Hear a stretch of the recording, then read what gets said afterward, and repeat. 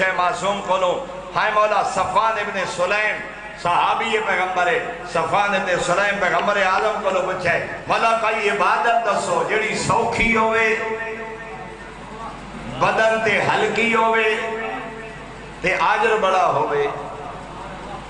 ترائے چیزاں مولا کوئی عبادت وہ عبادت کرنی سوکھی ہوئے مشکل نہ ہوئے بدن نو دی وجہ تو کوئی تکلیف تھکاوٹ نہ ہوئے بدن واسطے آسان ہوئے اور تیسرا مولا دا ثواب زیادہ ہوئے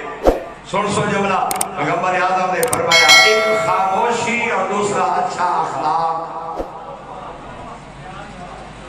خاموش رہنا اور اس واسطے میرے محترم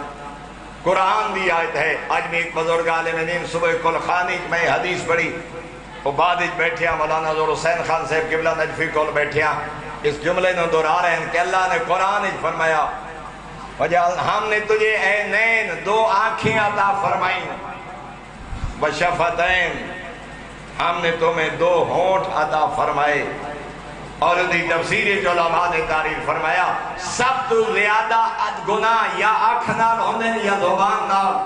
خالقہ دے میں آنکھ دے ہوتے سامنے اے دو پتریاں رکھ چھوڑیاں پردے رکھ چھوڑے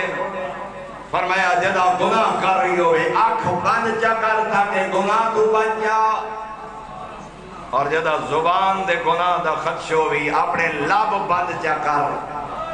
اس واسطے اللہ نے انہا ہوٹھانو اپنی نعمت قرار دیتے کہ میں ہوٹھ تینو نعمت ادا کی دن کیوں تاکہ جدا ہوٹھ مل وجے تو اپنے زبان دے گناہ تو محفوظ ہو ویسے